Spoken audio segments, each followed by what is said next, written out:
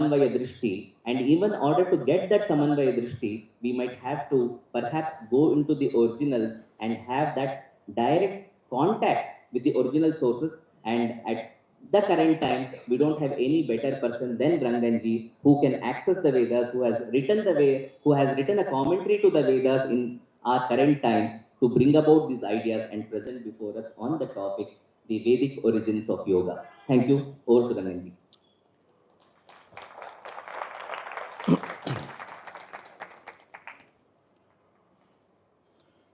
योगेन चित्तस्य पदेन वाचां मलं शरीरस्य च वैद्यकेन योपाकरोत्तं प्रवरं मुनीनां पतञ्जलिं प्राञ्जलिरानतोऽस्मि.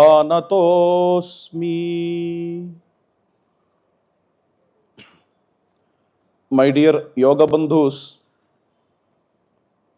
I thank Subbu Bhaiya to introduce me and Dr. Vinay Chandra to give the background of what I am going to talk. Dr. Vinay Chandra said to me before coming here, generally there is a perception which is prevalent, which is a narrative set that the whole of yoga finds its origin in Buddhism.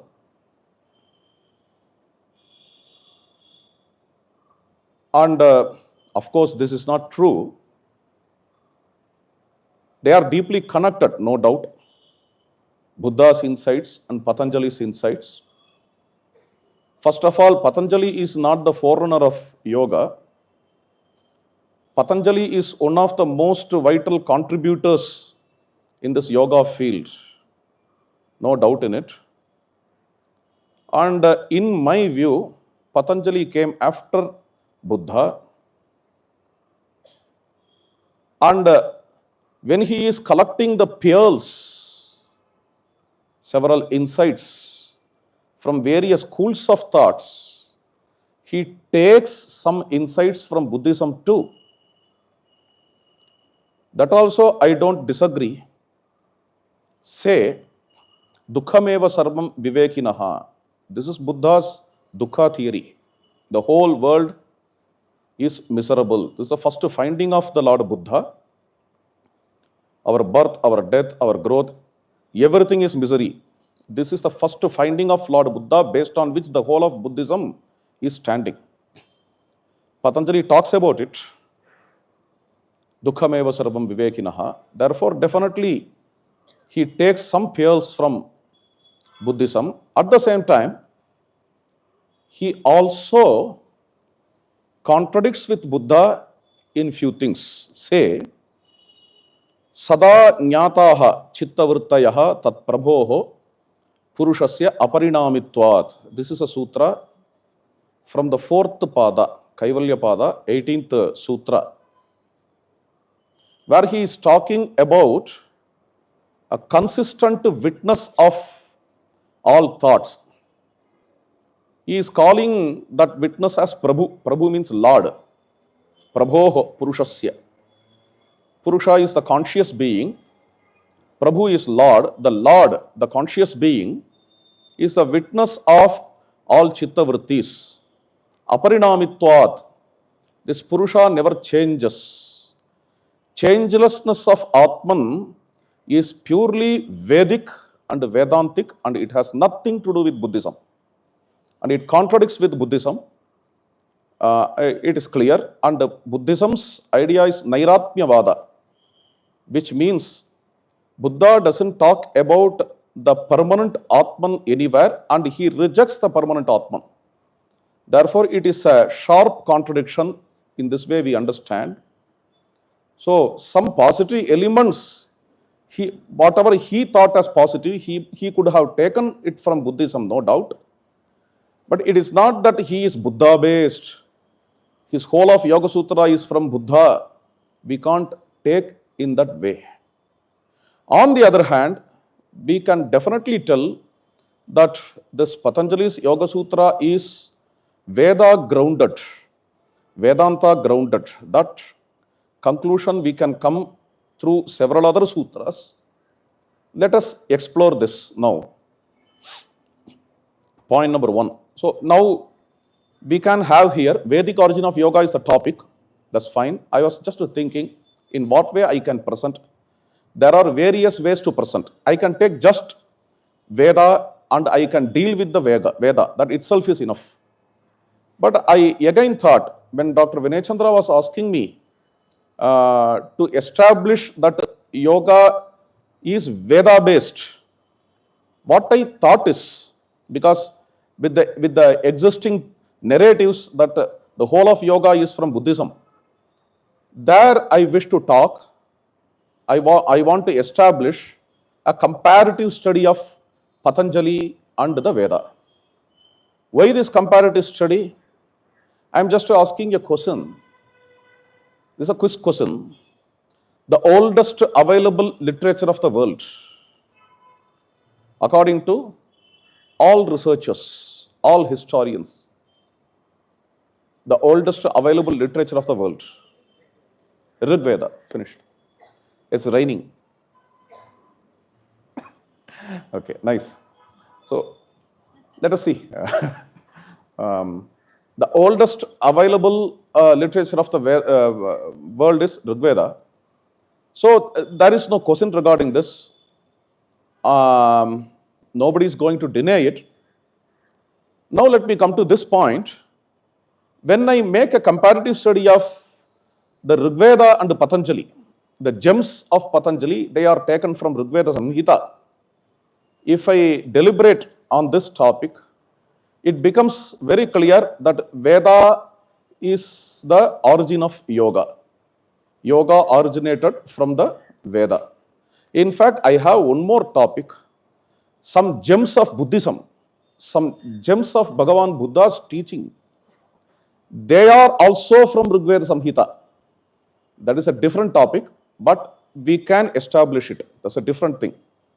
Here let us see how yoga of Patanjali is from Upanishads, Vedas, especially Rig Veda Samhita. That we can see now. Let me take the first two sutras. Atha yoga anushasanam, yogas chittavritti nirodha, tada drashtuswarupe avasthanam. The very third sutra proves it to be Vedic, proves Patanjali to be Vedic. Drashtuhu swarupe avasthanam. Drashta, the seer is here Atman. When the psychic modes are stopped or restrained, the seer gets established in his or her own, we can avoid the gender better, its core nature. Drashtu swarupe avasthanam. Swarupa is the core. The seer gets established in its core nature. The core nature about which Patanjali is going to tell as permanent. In this eternal core nature, this being is going to get established when the psychic modes are controlled. This is what Patanjali says. Controlling of psychic modes is common in both Buddhism and Vedanta path. But getting established in the core of the self, okay, it is purely Vedic. Let us start with this point. There, yogaha chittavritti nirodha. Controlling of psychic modes is yoga. Okay. Is this definition new to yoga by Patanjali? No.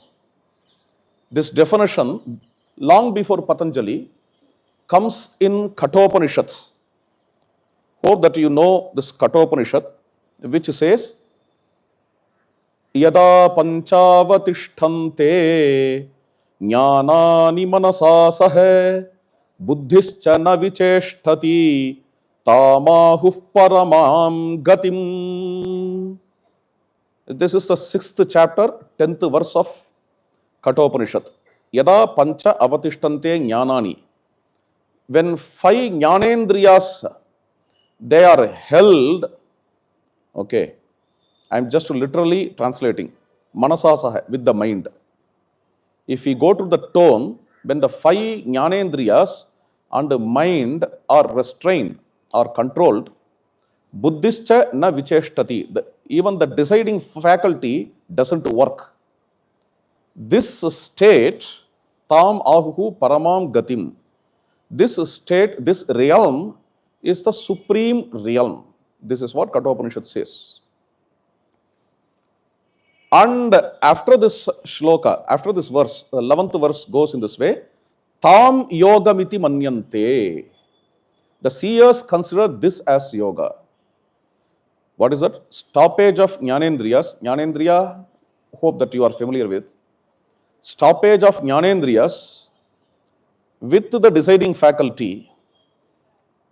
This is considered to be yoga by the great souls. Tam yogamiti manyante sthiram indriya dharanam. And we should be very vigilant regarding maintaining this yoga. Apramattaha. That is how Kathopanishad says.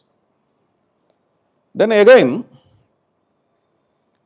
after this 10th verse and 11th verse, we have 14th verse. Let us go to the 14th verse. Yada sarve pramuchyante कामायेस्य हृदि स्थिताः अथ मर्त्यो मृतो भवति अत्र ब्रह्म समश्नुते. When all the desires are eliminated, discarded, pramuchyante, when one gets released from all the desires, kamayasya hridhi sthitaha ata martyaha amruto bhavati. A mortal becomes immortal. Ata martyaha amruto bhavati. Okay. Where? After death? No.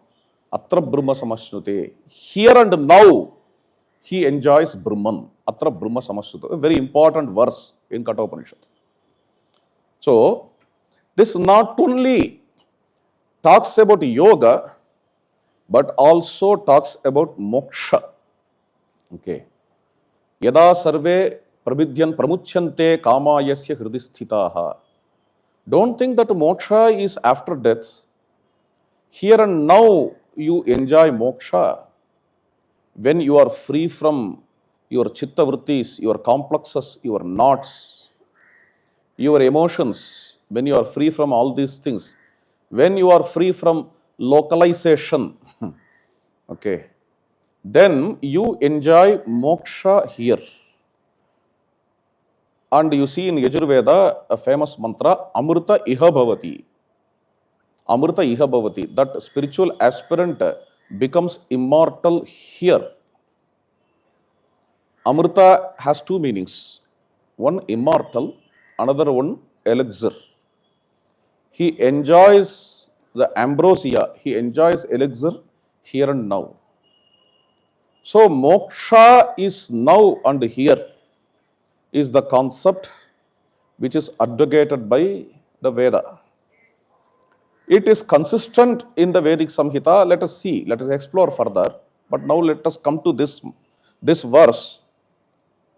Next verse is talking about Hridaya Granthi. Granthi means block. Okay. Yada sarve prabhidyante hridayasyeha granthayaha atha martyo mruto bhavati etadhyevanuशासनम. When the blocks of the heart are broken, yada sarve prabhidyante hridayasyeha granthayaha, there atha martyaha amruto bhavati, mortal becomes immortal. Etat hi eva anuशासनम. This is anushasana. Okay, this is anushasana. How to translate? This is order, or this is injunction. You can take in that way. This is a deliberation. This is an injunction. Etadhyeva anuशासनम. Okay, this is the 15th verse. Okay, you connect all these verse. This is the place where yoga, the word yoga comes, and yoga is defined. Continuing this yoga definition, it talks about the feature of moksha, which is enjoyed here and now. Okay. Above all these things, two terms are used here, two jargons. One yoga, another one anushasanam. Okay. In the 10th verse, you have, in the 11th verse, you have the word yoga, tam yogam iti manyante. And in 15th verse, you have the word anushasana. These two words are used by Patanjali, atha yoga anushasanam. Then yoga is defined in the same way how Kathopanishad defines. Okay, yogaha chittavritti nirodhaha. It's a sutra. You need not remember the whole of verse, 4 to 5 verse of Kathopanishad. You can have in capsule yogaha chittavritti nirodhaha. Certainly, this sutra is from Kathopanishads. Okay, we need to understand in this way. And Kathopanishad also says at the end, Vidyam etam yoga vidhim cha krishnam. Nachiketas understood this Vidya from Yama, and with that he learned yoga vidhi also from Yama. And this also is called as Adhyatma Yoga. Adhyatma Yoga Digamena Devam Matva Dhiraha Harshasokau Jahati. By understanding the Atman, by realizing or actualizing the Atman through this Adhyatma Yoga, spiritual yoga, Harshasokau Jahati, one comes out of the bondage of excitement and depression. Harshasokau Jahati. Eustress and distress, all these things are dealt. One more thing, Kathopanishad also in the same context deals with moksha after death. But in Upanishads, also in the Veda, moksha after death is not possible to the one who doesn't enjoy moksha here. Okay. Who doesn't get reverted, who doesn't revert to moksha here. Reversion. Patanjali doesn't believe in conversion. Patanjali advocates reversion. Pratiprasavaha kaivalyam. He defines his kaivalya as pratiprasava. Pratiprasava is reversion. Please understand. And you see this reversion here. The time of talking about reversion. So first it talks about moksha here and now. Then Upanishad talks about moksha after death. When it comes to the context of moksha after death, the verse goes like this. This is the 16th verse of the 6th chapter. The same. Okay, from 10th verse we are seeing. Now we have come to the 16th verse. It talks about Shatam cha eka hridayasya nadyaha tasam murdhanam abhinisrutaika. There are 101 nadis. Okay. Among them, one nadi is going up to the head. Taya urdhamayan amrutatvameti. Traveling through the nadi which is going to up, which is ascending, one attains the amrutatva, immortality. This is what Upanishad says. Okay. In the same context, 17th verse, Angushtamatra Purushaha Antaratma Sada Jananam Hridaye Sannivishtaha Tam Swat Sharirat Pravruhet. This conscious being is very small, very subtle. And for Upasana, it's just advocated in this way. It is as tiny as our thumb. Angushtamatra Purushaha. Antaratma, indwelling, indweller. You can't take it in literal sense. Sada jananam hridaye sannivishtaha. This Atman is eternal in all beings. And one has to sharply tam swat sharirat pravrhet. Can I use the word slice? Am I right? Probably some Sanskrit scholars can correct me. Am I right in using the word slice? pravrihets, slicing the conscious being sharply from the material body. Okay. Is it cutting? Can I use the word cutting or discerning? Or I don't know what to use, which is a better word. Pravrihets. Upanishad uses the word pravrihets. Okay. Cutting, not cutting like this book is there, so I have to tear it. It's not a cutting of that kind, but by observing the conscious being. Now it is as if a mixture of matter and consciousness. The whole system is as if a mixture of matter and consciousness. This word as if has to be maintained because this word as if is maintained by Patanjali. Drik darshana shaktyoho ekatmata iva. Ekatmata iva asmita. Okay. Now we are experiencing a state where as if combination of consciousness and matter is there. Okay. But we need to just discern the conscious being from the material body. And by discerning or by cutting or by slicing sharply the conscious being from the body, one attains a yoga sadhaka, attains moksha. This is a moksha after death. Okay. Among hundreds of nadis, one nadi goes up, which is in Tantra called as Sushumna. Okay. Sushumna. In fact, I'm remembered of an event in Swami Vivekananda's life.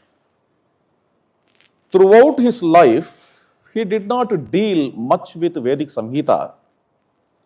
He spent much in his life with Vedanta, Upanishads and Bhagavad Gita. But at the end, Swami Vivekananda was walking in a garden and he also was taking Vyakarana class to his students. After that, he instructed his students to bring Taittiriya Samhita from Krishna Yajurveda from a library. He opened that book. A passage came. Sushumna Surya Rasmis Chandrama Gandharvaha. This is the passage. He asked, what is the meaning of this mantra? Sushumna Surya Rasmihi. They couldn't give the meaning. They just gave the literal meaning, exoteric meaning, something ritualistic. Such kind of meaning they give. And of course, that is also right. I'm not telling that is wrong. But it is just an exoteric meaning. Then Swami Vivekananda said it has an esoteric, subtler meaning. This can mean Sushumna Nadi. This is what he says. I don't know how to translate Nadi. Anyhow, let me use the word Nadi. Okay, Sushumna Nadi. This mantra is about Sushumna Nadi, he said. And he further said, in the same way, the whole of Veda can be interpreted in its spiritual sense. Okay.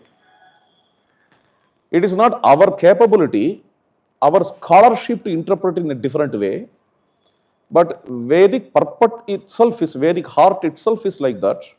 Veda Vivaksha itself is like that. It has, we can extract the Vedic spiritual interpretation much. A spiritual interpretation or a psychological interpretation can be given to the Veda. This is what Swami Vivekananda said. This is the last message of Vivekananda for your information. And he also expressed a wish. We need to build a Vedic university where the Veda has to be handed over to enhance spirituality. This he said. Someone asked him, one of his disciples, what is the need of Vedic university? Why are you talking about Vedic university? For which he responded, by that superstition will go away. This is what he said. These are his last words. These are the last words of Swami Vivekananda.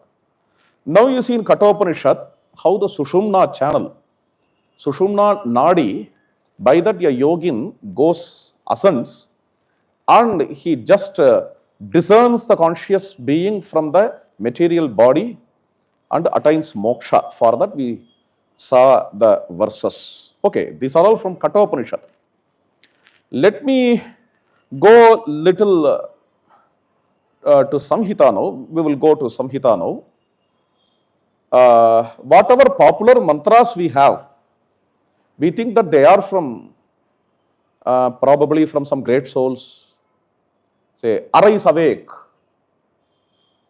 This saying you might have heard. Who said this? Yeah. But it is a quotation from Kathopanishads. Yeah. It's not Swami Vivekananda's passage. He quotes from Kathopanishads. And in Kathopanishad, it comes from Taittiriya Aranyaka.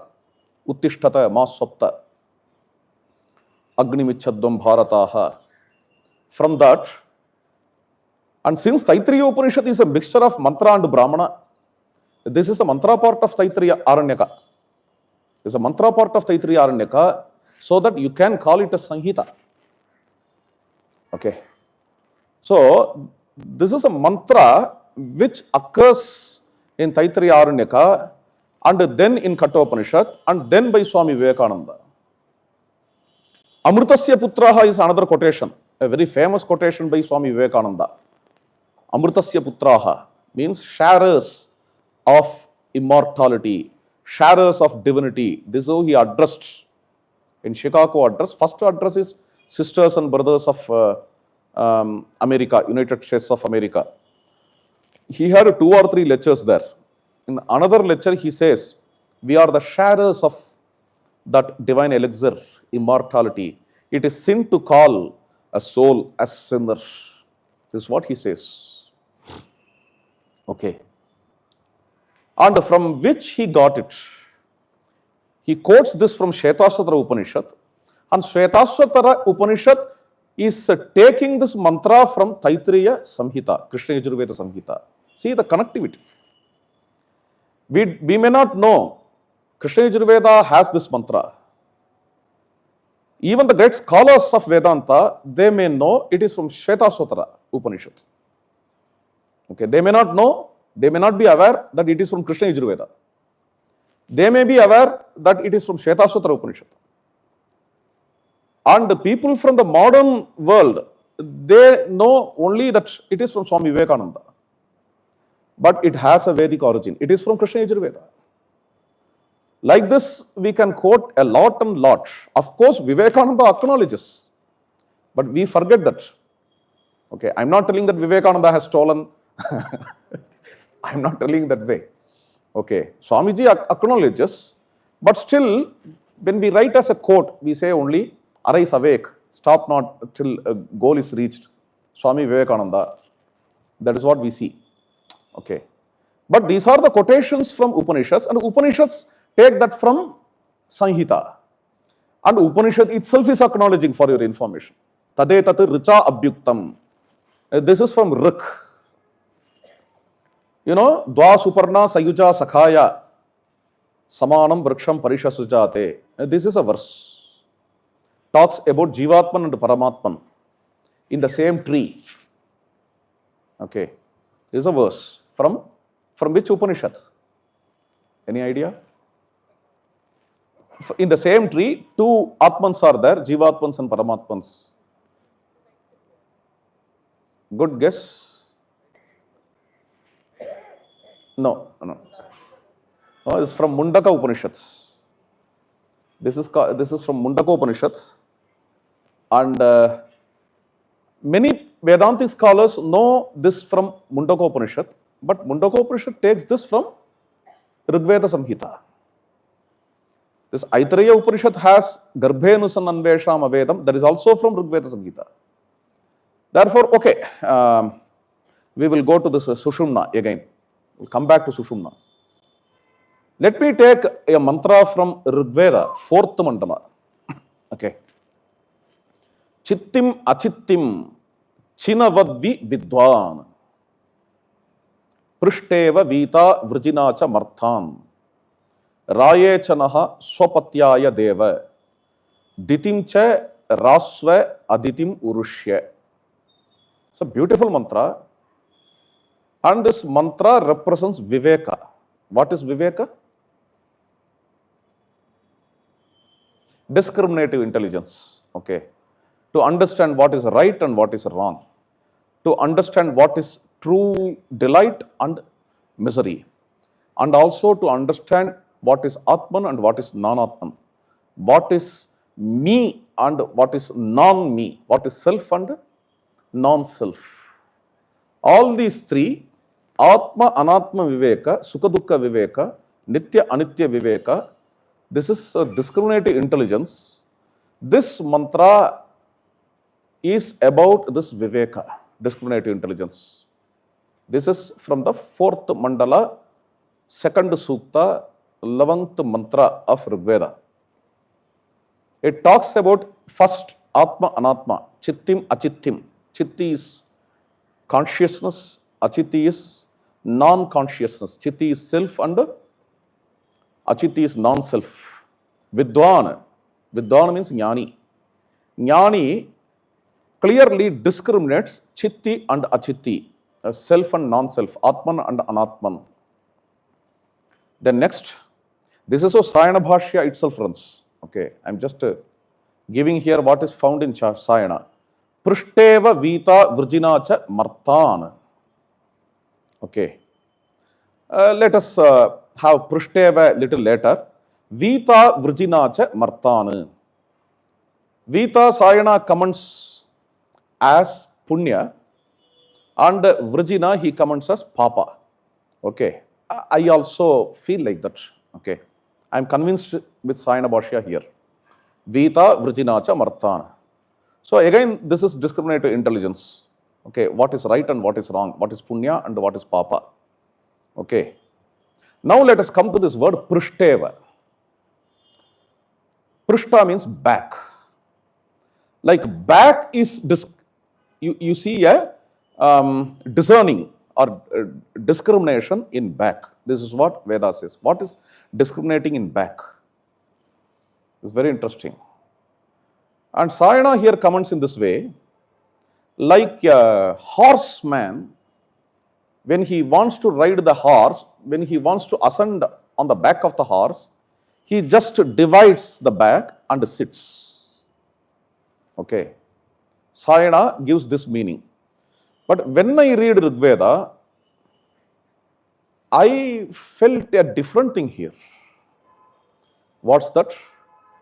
This is dividing Ida and Pingala in back. Okay. To open the Sushumna channel, to travel in Sushumna channel, just see, the whole mantra is about division. First Atman and non-Atman. After that Prishteva, then comes Punya and Papa. In between, what can be there? What I feel is it may not be about the horse back division. I strongly feel that this is about the division of two nadis for the opening of Sushumna channel. Then comes the 4th division here, Ditim cha Rasva, Aditim Urushya. This is very interesting. Division of Diti and Aditi. Have you heard of these two words, Diti and Aditi? In Puranas, they have different meaning. In Purana, there are two women, Diti and Aditi. Aditi is the mother of all Devas, and Diti is the mother of all Asuras. Okay. In the Veda, these two words are there. Aditi. Even according to Sayana, the word Aditi is from the root Do Avakhandane. Do is the root. Do root means division. Even in Hindi, do means okay. Do means division is a root in Sanskrit. Diti means division. And tone of Diti is divided knowledge. Aditi means undivided knowledge. And in some contexts, Sayana says Diti means, Diti is a kind of a particular, okay, particular. Aditi is general. In that way also Sayana sees this, which also is correct. Okay, Aditi is general, Diti is particular. That also Samanya and Vishesha. This is one thing. One more thing, divided, undivided. And another one thing, Diti is manifested, Aditi is unmanifest. That also can be there. Aditi is expansion, Diti is narrowing down. And interestingly, the Veda sees both positively. It doesn't say that Diti is negative and Aditi is positive. Here, even in this mantra, Ditimcha Rasva Aditim. Oh Lord, give me both Diti and Aditi. This is the meaning of this line. Okay. So, anyhow, here, again, Diti, Aditi, even though we need both, it also talks about discerning Aditi and Diti. The same way, Punya Papa discerning, Chitti Achitti, Anatma Atma discerning. With that, the word Prishta is used, which is to divide the two channels, two nadis. That is how I take. Okay. This is all about, yes. The first three sutras, Ata Yoga Anushasanam, Yoga Chitta Vritti Nirodha, and Tada Drashtu Swarupe Avasthana. Now let us take Ashtanga Yoga. Okay. It starts with Yamas and Niyamas. I need not go into detail of Yamas and Niyamas. I need to show you how Yamas and Niyamas are from the Vedic Samhita. I can talk a lot, and it may not be very fascinating to you, because regarding Yamas and Niyamas, all scriptures have ideas. Even Bible has, so in commandments you have values, virtues, ethics. Okay. In Quran you have virtues, ethics and values. There are, to my knowledge, there is no scripture in the world which is not dealing with virtues or ethics or values. Therefore, in the name of Yamas and Niyamas, I will tell you what is there in Rigveda Samhita regarding ethics and values. Okay. This is a very big topic. I need not go into it. If I say that Rigveda has various virtues and ethics, one may oppose, yes, Buddhism also has, Jainism also has. In what way you say that Patanjali is deriving all these things from the Veda? Therefore, I need not to touch it, but to throw a light in nutshell. Say, Maham Rajanna Anyakritena Bhojyam. This is from Rigveda. Okay. May I be contented with the wealth which I earn. May I not be greedy to others' yearning. Akshairva divyaha, gamble not. These verses can be connected to aparigraha. Okay. These verses can be connected to aparigraha. Like this, few quotes we can give. Mama hi gumsihi, nahim syat sarva bhutani, harm not, can be connected to ahimsa. Mitrasyaham chakshusha sarvani bhutani samikshe, may see the whole world with the eye of love.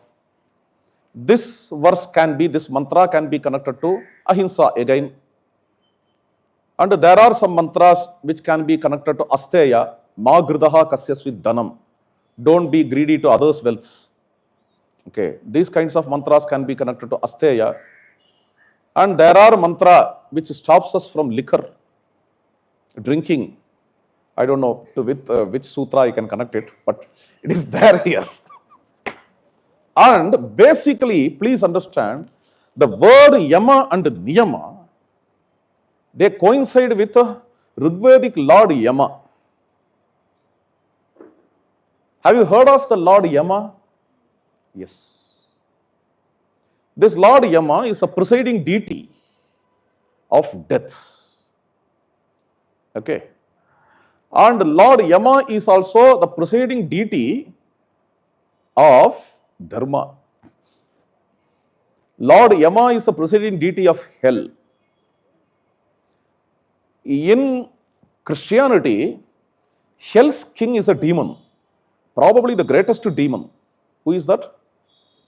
Saturn. Okay. The king of hell is Saturn, the most dangerous fellow in the whole world. Okay. The greatest sinner of the world. is controlling hell. But in Hindu Dharma, the king of the hell is a very great Dharmatma. Okay, God of justice, okay, the king of the hell, who punishes the sinners. Yama punishes the sinners. He is a being of Dharma. Is Dharma embodied. Dharma Devata, the presiding deity of Dharma. This is very interesting. Very, very interesting. Okay.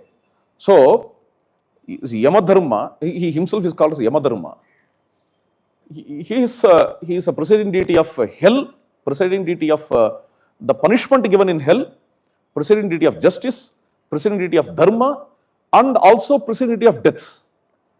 It's a very interesting combination, like Rudra. Okay. It's a very interesting combination. He is an archetype of all these things. Okay. In what way all these things are connected? Death, hell, dharma, justice. We need to understand in what way they are connected, why there is one presiding deity for all these things. You know what is the presiding deity of dharma in the Puranic world? Of course, in Puranic world also Yama Dharma Devata is there. Yama Dharma is there. Fine. And nowadays in India, I don't know, probably for last several centuries, a Devata of Dharma, Devata of justice, you have a very famous god. What is that? Someone said. Dharma Shastra, yes. Ayyappan, they say. Dharma Shastra. Even Ayyanar, a village deity. Both are one. Ayyanar and Ayyappan is Dharma Shastra, who is in a yogic posture like this. One who gives justice sits in this posture. That is why Ayyappan is sitting like this, okay, to give justice. When you go to villages, the court on those days, court happened in front of Ayyanar. Whom to punish and whom to reward, all these things are discussed in front of Ayyanar. Because Ayyanar is a presiding deity of justice. Okay.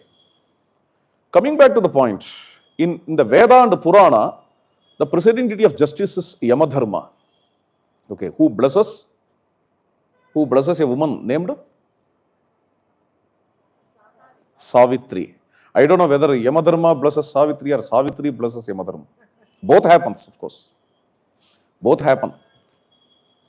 Savitri gives several words of wisdom to Yamadharma Devata. Dharma Devata is pleased. And Savitri wins Yama. That is why Sri Aurobindo got highly fascinated with this story and wrote an epic regarding this. What is the name of that epic? Savitri. Okay. Savitri is another Rigvedic deity. She is a very great soul and a very great deity in Rigveda. Ushas, Savitri, that's a different thing. I should not go to it. I should not deviate from topic. Coming back to the point, this Yama is, I need to hit the point. Yama is the presiding deity of the concept of restraining. Restraining.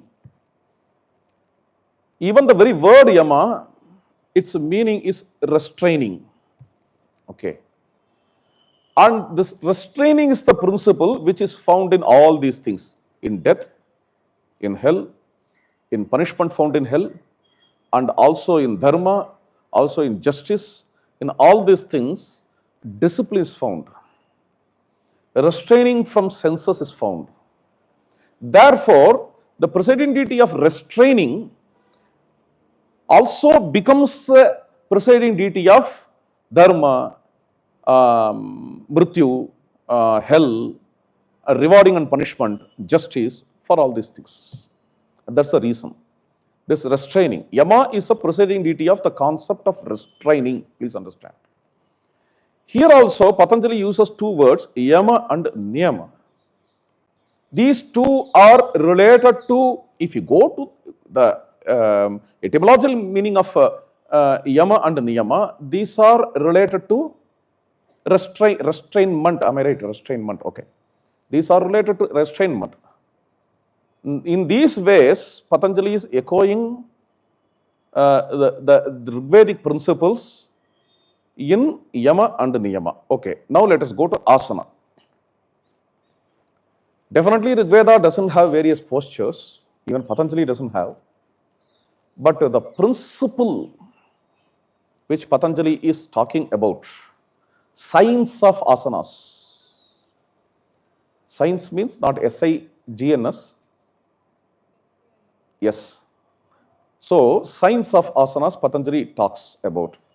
It doesn't mean the postures which we are performing are not found in Patanjali's time. Please understand. Just because these asanas are not found in Patanjali's Yoga Sutra, you can't tell that these asanas are not found in Yoga Sutra's time, Yoga Sutra's era. Asanas are very, very old. Asanas come in Ramayana, asanas come in Mahabharata. Of course, in my view, which are older than Patanjali. And asanas come in Harappan civilization. Harappan sculptures, asanas come. Therefore, definitely asana has its own ancient history, no doubt. Patanjali, being a scientist, clearly talks about science of asanas. He doesn't deal with separate asanas. Please understand. What is the science of asana? Okay, before going to that, sutra, let me tell you, in the Veda in several places talks about darbha, especially Krishna Yajurveda, darbha grass. And having darbha grass, getting seated upon darbha grass for your sadhana is throughout the Veda. And when the deities are invited, we request even those deities to get seated on darbha grass. Ila Saraswati Mahi Tisro Devir Mayo Bhuvaha Barhi Sidantu Asridaha. Okay, Barhihi. Barhis is darbha grass. In fact, Barhi itself is an archetypal word. It has 3 or 4 meanings. All 3 or 4 meanings have to be grasped by a single word. It's not that in this context that meaning has to be taken, in that context that meaning has to be taken. It's not like that. In the same place, all the meanings have to be felt. When you take this word's meaning in a holistic way, this can become a science of asana. Point number 1. Nishidata Indram Abhipragayate. Oh, sadhakas, you come and let us get seated. Getting seated is a very, very important thing in spiritual sadhana regarding the Veda. You see this in Brahma Sutra also. Asinaha Sambhavat. Any Vedic upasana is possible only when getting seated. But Bhagavad Gita, it is told, while walking, while talking, while eating, all these things can be sadhana. True. Verily true. Even while walking, while talking, you can do japa.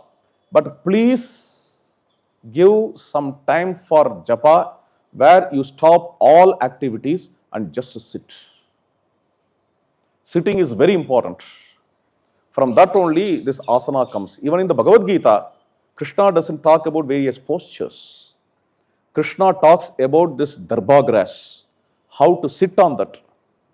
Okay, how to sit on that. How asanas are designed? Why asanas are designed by rishis? By going to the final posture of asana, maintaining the final posture, we need to meditate. For that, asanas are designed. Any asana, say Vrikshasana. You have to go to the final posture of Vrikshasana, stand there, and you should meditate. Matsyendrasana, Gorakshasana. There were great Siddhas and Yogins. Matsyendrasana was constantly practiced by Matsyendra, therefore it is called as Matsyendrasana. Bharadwajasana.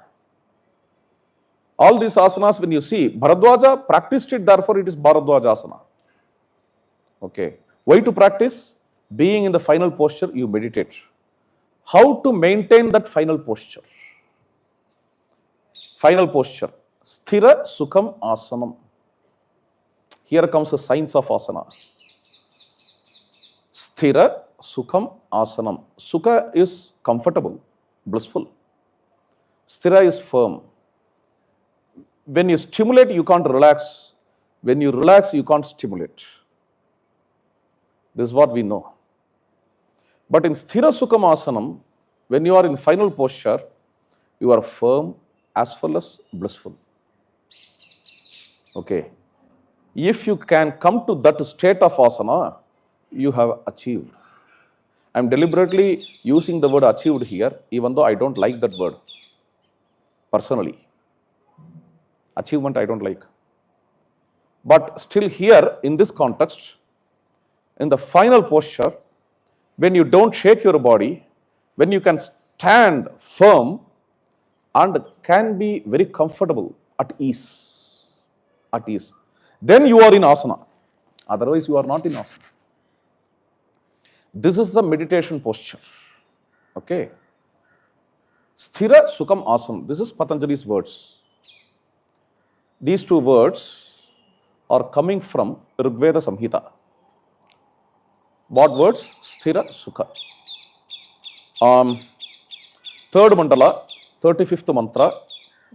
35th sukta, fourth mantra. Brahmanate, Brahma Yuja Yunajimi, Hari Sakhaya Sadamada Ashu, Sthiram Ratham Sukham Indra Aditishtan, Prajanand Vidwan Upayahi Somam. Okay. This is the third mandala, 35th sukta, fourth mantra. Here the chariot is described. Get seated on the chariot, which is Sthira and Sukha. Sthiram, Ratham, Sukham, Indra, Aditishtan. It's just a description of chariot. Why are you bringing that to yoga, to this asana portion? It has nothing to do with asana. The words Sthira and Sukha is used in the Rigveda Samhita, and Patanjali Sthira and Sukha, this is just coincidental. Don't see in this way. Some persons may tell like that. But what is this chariot which Rigveda is talking about? What is this chariot? Why Rigveda uses the word Brahman while describing this chariot? Brahmanate, Brahma Yuja Yunajmi. Why the word Yuj comes here? Yunajmi. These have to be contemplated. We can't just discard this mantra. Okay. Hari Sakhaya Sadamada Ashu. This Ratham, this chariot, is called as Brahman. And this chariot is also called as Brahma Yuj. Brahmanate, Brahma Yuja Yunajmi.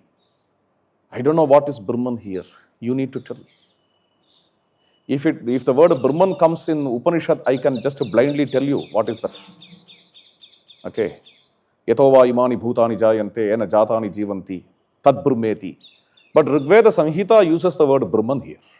What is that? Again, an archetypal word in Rigvedic Samhita. Brahma means the ultimate divine. Brahma means the creator and destroyer. Brahma means upasana of the divine. Brahma is internalization of the divine. And Brahma is the mantra used for that internalization. All these are the meanings of the word Brahman. Brahma just also means expansion. Just also means expansion. For all these things, the word Brahman is used in Rigveda. Unfortunately, or fortunately, I am just telling you, Rigveda Samhita, the whole of the Rigveda Samhita, you can see a separate left brain there in a minimal way. Please understand. Majority portion of Rigveda Samhita is a right brain function. Unless you have an enriched right brain, you can't understand Rigveda Samhita.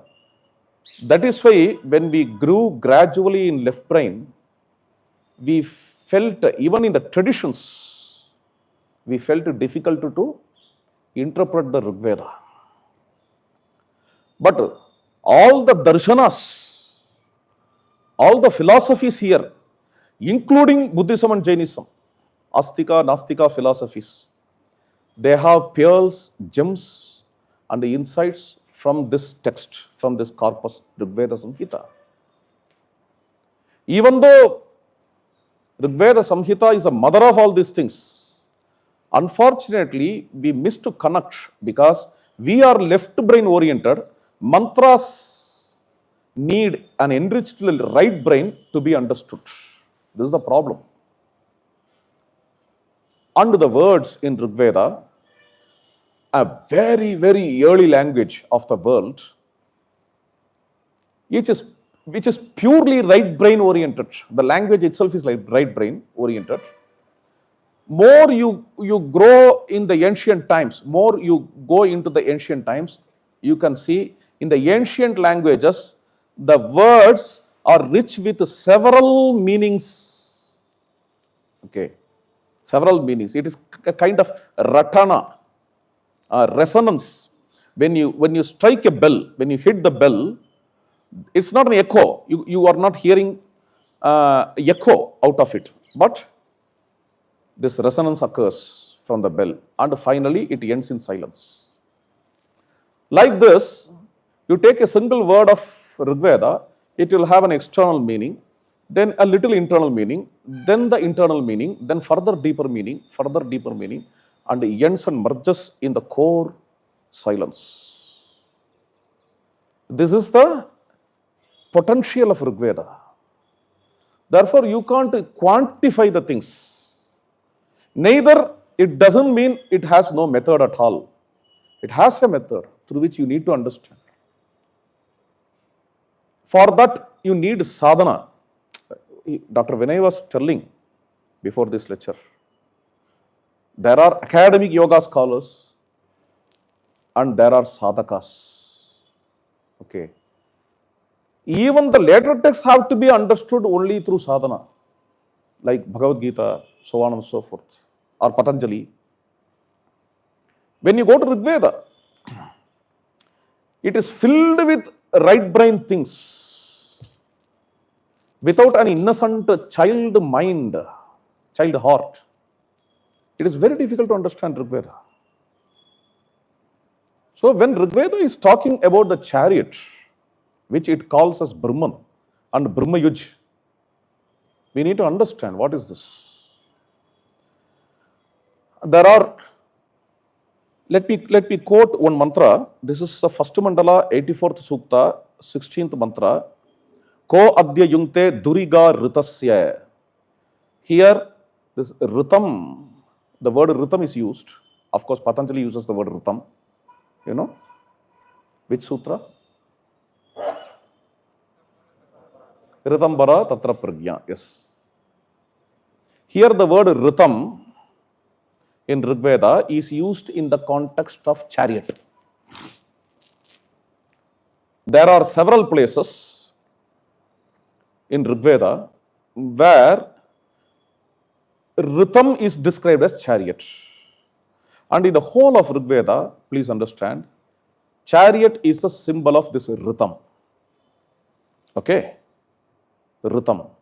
Ritam is from the root gatau. R is movement. Okay, R is movement. And then horses. What are horses? If chariot is ritam, horses are Vayu Devata. Let me give you a mantra. First mandala, 174th chapter, Sukta, 5th mantra. Pravo Vayum Rathayujam Krinudhvam. Vayum Rathayujam Krinudhvam. Vayu is horse in Rigveda. Okay. Again, what is Vayu? Prana. Okay. Chariot is Ritam. Again, Ritam. What is Ritam? What is Ritam in Patanjali and Rigveda? Cosmic order. Please understand. Ritam is cosmic order. Rhythm of Veda is rhythmic. Okay. Niyatam Ritam. Another mantra. Niyatam Ritam. Okay. Order. Orderliness. Orderliness, which is found in the nature. This is cosmic order. Attuning to this orderliness, attuning to this rhythm, getting attuned to this rhythm, life journey in rhythm is this ratha, chariot. And this chariot, when this chariot is described, these two words are used: sthiram, sukham. Sthiram, ratham, sukham, indradhitishtan, prajanan, vidwan, upayahi, somam. O Lord Indra, you come on the chariot, which is firm and blissful, sthira and sukha, a chariot which is Brahman, which unites with Brahman, Brahmayuj. In that chariot, I tie the horses, Hari Sakhaya. Okay, I tie the horses. I unite the horses. Yunajmi. I unite the horses. Yuj is to unite. Yuj is to yoke. I yoke the horses. Yunajmi. I yoke the horses. And in that chariot, O Indra, please come to have your share of this aesthetic flow. This is the whole of mantra's meaning, which I am giving. I strongly believe Patanjali derives his word sthira and sukha from this Rigvedic mantra. Now, okay. After asana, let us come to pranayama. Pranayama, hope that you may know, pranayama is a Vedic ritual. No Vedic ritual starts without pranayama. Prananayamya. All Sutrakaras, Apastamba, Bodhayana, Ashwalayana, Latyayana, they all prescribe pranayama. Only after performing pranayama, you can start any kind of Vedic ritual. Okay. And pranayama is Vedic. Long before Patanjali, in Ramayana, in Mahabharata, even the very word pranayama occurs. Okay. And this pranayama, mastery over prana. Regarding mastery over prana, there are various mantras.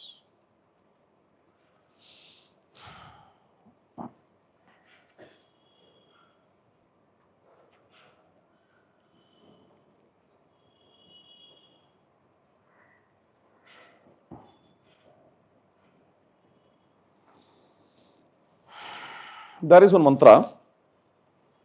Indram naro ne madhita havante yatparyayu najate dhiyastaha suro nrishata shavasas chakame. I'm taking this mantra from Samaveda. Okay. Agomati vrajebhajatvannaha. I deliberately take from Samaveda. With a little alteration, this mantra comes in Rigveda, and with a little alteration, it comes in Yajurveda too. In Rigveda, this is 7th mandala, 27th sukta, and the first mantra. The humans, they invite Lord Indra, Havante. When? Where? Nemadhita. When they need Deshabandha. Nema is Deshabandha. Okay. Nema Dhita. Dhita is Nemam Dhiyate iti Nemadhita. Holding the Deshabandha is Nemadhita. In the holding Deshabandha, humans invite Indra. I deliberately use the word Deshabandha. I don't know how to translate this word. This Deshabandha is a terminology in Patanjali Yoga Sutra, believing that all of you are Patanjali Yoga students and teachers. Hope that you understand the word Deshabandha, therefore I need not translate.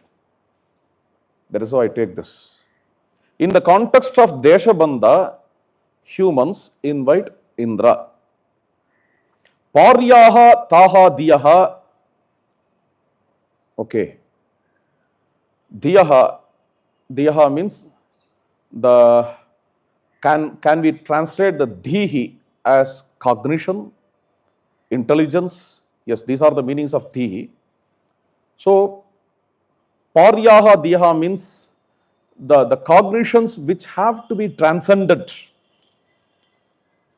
in the context of Bringing these cognitions together, Indra is invited.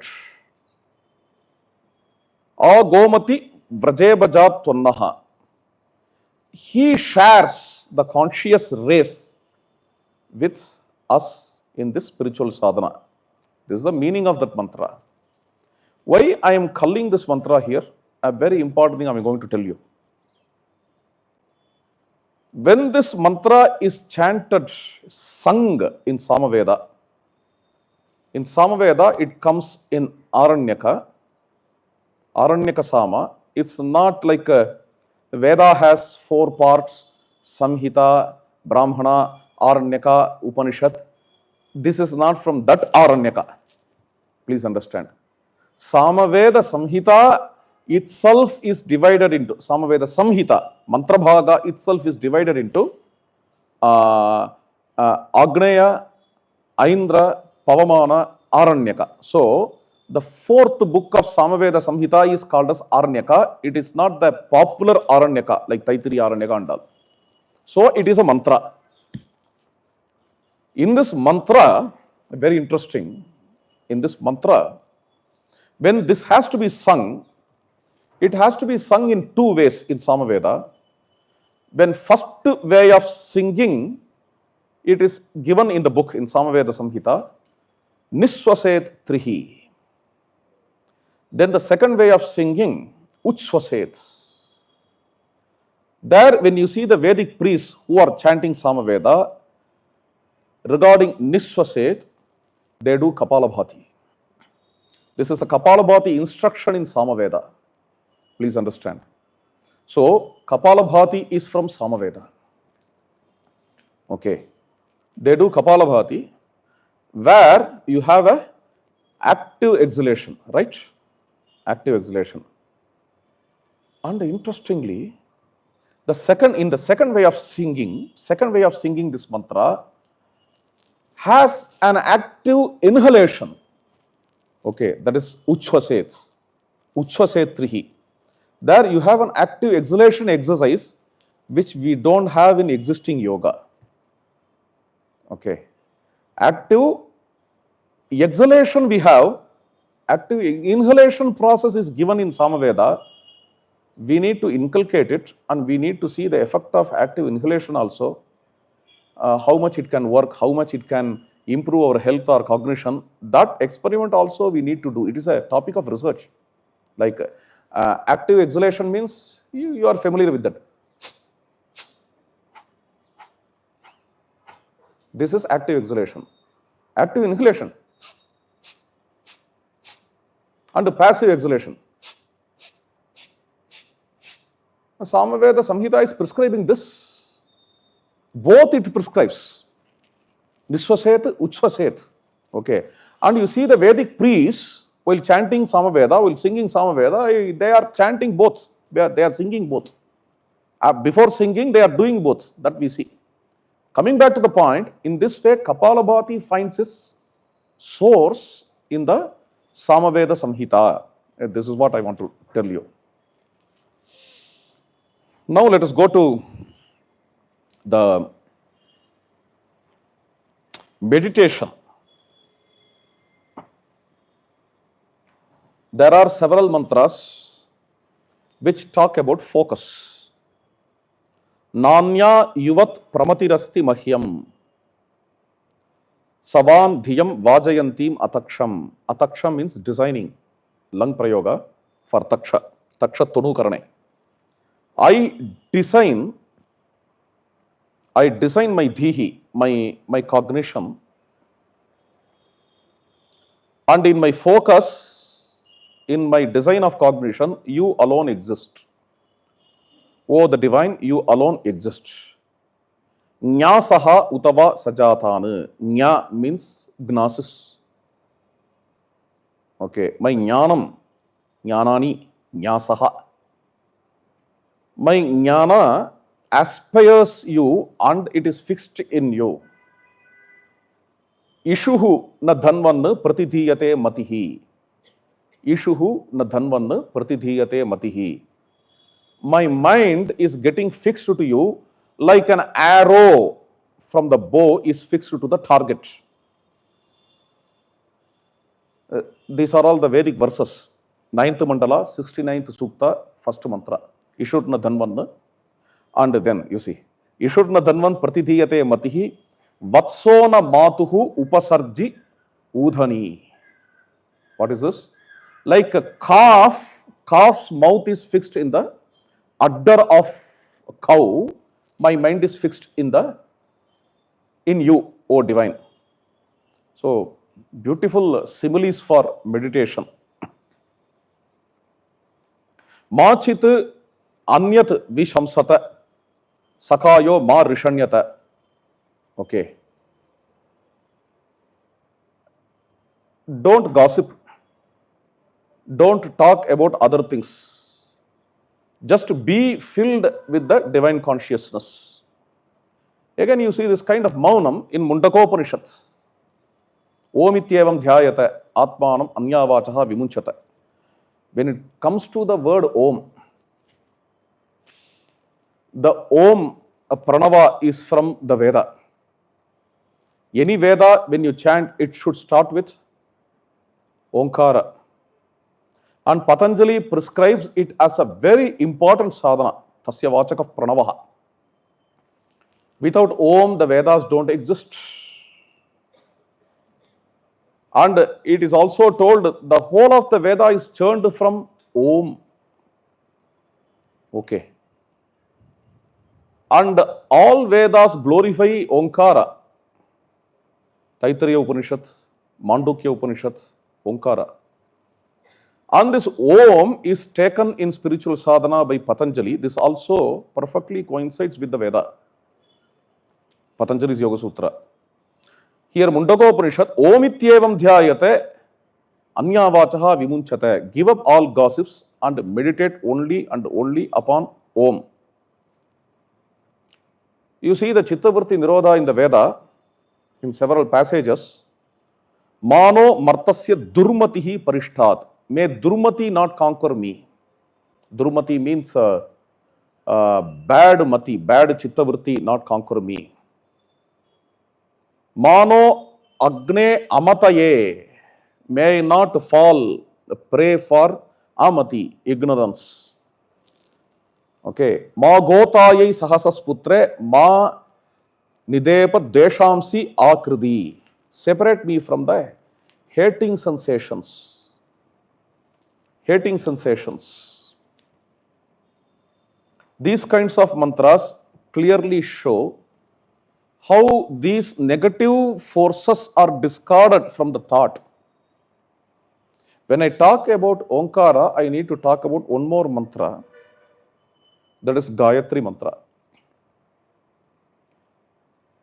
You may be aware of the teaching of Sri Ramana Maharshi, tracing the origin of thoughts. Tracing the origin of thoughts. This is found in Gayatri Mantra. And Sri Ramana Maharshi says in his conversation that this is from Gayatri Mantra. Dhiyaha yaha naf prachodayat. Dhiyo yo naf prachodayat can be interpreted in different ways. One way of interpreting this Dhiyo yo naf prachodayat, may I meditate upon the effulgence from which my intelligence comes out. My intelligence is kindled. My intelligence is kindled. Okay. Dhihi, I translate as intelligence here. I can also translate it as cognition. May I meditate upon the effulgence or splendor of that divine which kindles my cognition. Cognition or intelligence is just a representative here. It can represent all the chittavrittis. So, in Gayatri Mantra, you are tracing the origin of chittavrittis. You are reverting. Okay. So that is what we see in this is one of the most powerful mantras in Rig Veda. And how mantra can purify the inner heart. Aham pratnena manmana gira shubhami kanvavat. I purify my heart through the ancient mantra like Kanva. Kanva is a rishi, Shakuntala's father. And in Rig Veda, Kanva also can mean meditator of the meaning of mantra. Kanvavat. Kana Shabdarthe is a dhatu.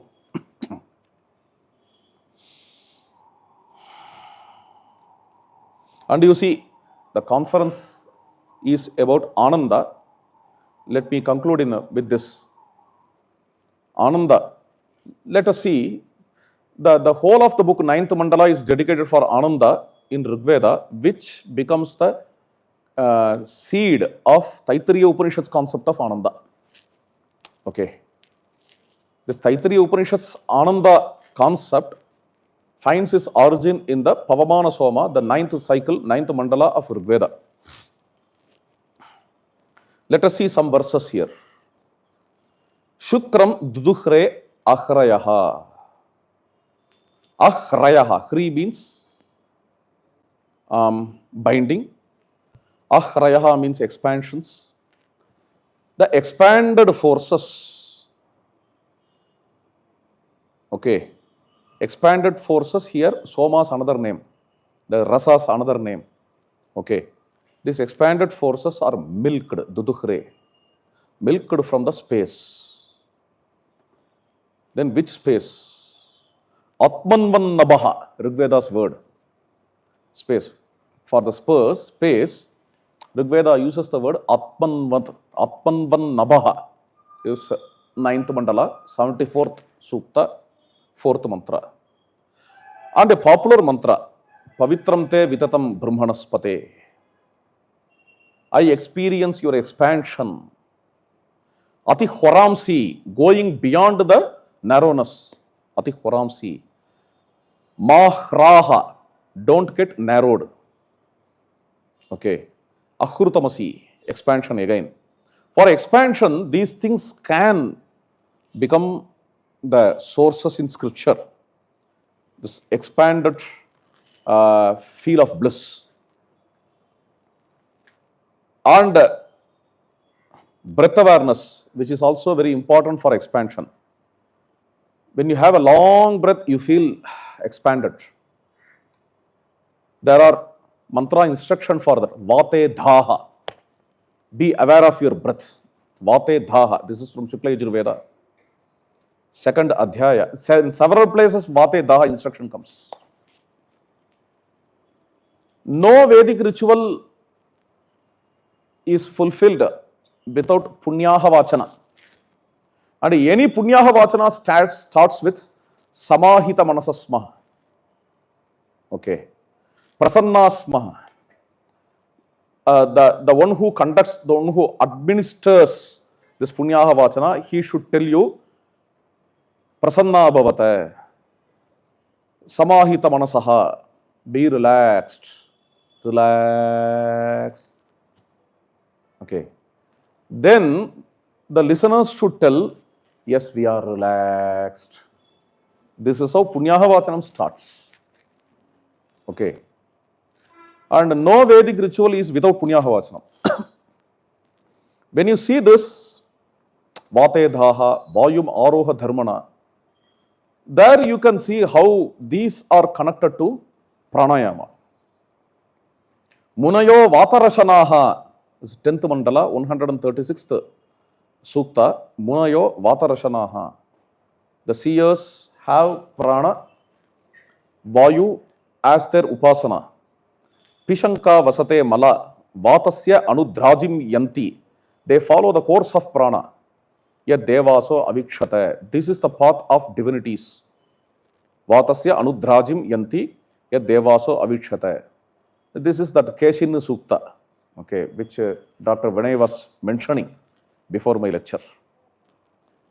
Now comes the feel of love in meditation. Okay. love awareness. Abhipriyani kavya viswa chakshanaha. Recognize the insights filled with love. Abhipriyani kavya viswa chakshanaha. So many things are there. Okay, with this let me conclude. Blissful awareness, ananda. Matsarasaha prasupaha. Prasupaha means again the relaxation. Madhyamasu matrushu, joy which takes the middle course, which is not in the extremes. These are all from 9th mandala. Mitadru, which is in again the flow in the middle course. Okay, middle course. And then Yamya Sanyati Madaha, this is also from 9th mandala. Ecstasies which are restrained. The restrained ecstasies, the Shanti which you derive out of niyamas. Then ecstasies of satisfaction. In Taittiriya Upanishad, in Anandamaya Kosha, you have 2 or 3 terms. Modaha, Pramodaha, have you heard of these terms? These are from Rigveda Samhita. Yatra anandascha modascha mudaf pramuda asate kamasya yatrapta kamaha tatramam amrutam kriti indraya indo parisrava swadhacha yatra trittischa tatramam amrutam kriti indraya indo parisrava yatra anandascha modascha mudaha. The various layers of ananda samadhi, moda, pramoda, these things are not only found in Taittiriya Upanishad but also in Rigveda Samhita, the 9th book of Rigveda Samhita. Moda, pramoda, ananda. And in these layers, O divine, make me immortal. Tatramam amrutam kriti. Where Swadha and Tripti are there. Tripti means contentment, self-satisfaction. Swadha. Swa means self. Dha means holding. Holding the self-actualization. Swadhacha yatra triptischa. O divine, make me in that realm immortal where Swadha and Tripti are found.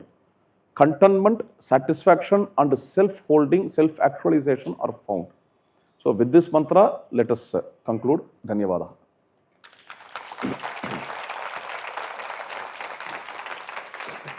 It's exactly 4 p.m. I don't think we had a watch and he saw there. So now I think the audience would appreciate the reason why, what Dr. Vinay Chandra in the beginning, the context that he set, and why we have Dr. Ranganji here to present the Vedic roots of yoga. So once again, let's offer our pranams by a wonderful clap to Ranganji. So we have been having continuous Saptah. Just we completed yesterday a Bhagavad Saptaham at Nyanananda Tapovanam in Tirukovilur. He had continuous programs and also he has teaching at the Gurukulam, and all in spite of it, out of his love for all of us, that he had come here. On behalf of Indica Mysuru Yoga Uthsava, our pranams to Sri Ranganji. I request Swami Advaita, who is here, to please come and offer our pranams to Ranganji in the form of the memento. And also, we have many of his old students who are all here. I request all of them to come and join here. Nidhi, Ketki, of course, Vinayji himself, Omkar, Dattaji, all of us can come along.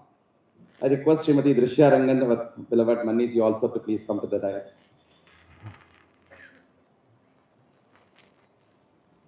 Srinidhi. Ram.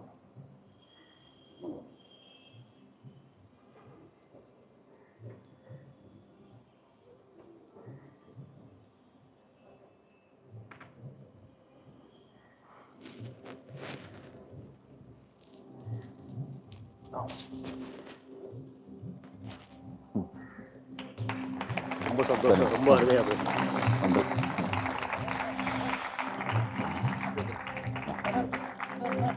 स्वामीजी एक minute, स्वामीजी one निमिष photo तक photo evidence.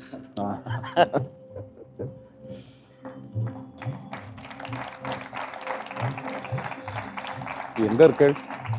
நான் பெங்களூர் இருக்கேன். பெங்களூர், சரி, சந்தோஷம். ராம் ராம் ராம் ராம். நான் கூப்பிட்றேன், பெங்களூர் நம்ம ஆசிரமத்தில். ஆஹா, சரி சரி. Datta? Prashanti. You'll Okay. be here for a few minutes if they have any questions. Yeah, yeah. Nice. You are in Prashanti? Now it is no, but we are the students of Prashanti. Okay. I used to listen. Okay, nice. Yeah, Oh, how are you? And Shri Ranganji will be here during the break now. So during which, if there is any questions, feel free to ask him. And soon after the break, 4:25, we will be starting the next sessions. As we all know, the parallel sessions which would be starting. In the Ananda Hall, we have Vaidya Dr. Ram Kumar Ji's exploring Ananda through Indian health systems. Dr. Ji is already very much, Vaidya Ji is very much present here. In Santosha, we have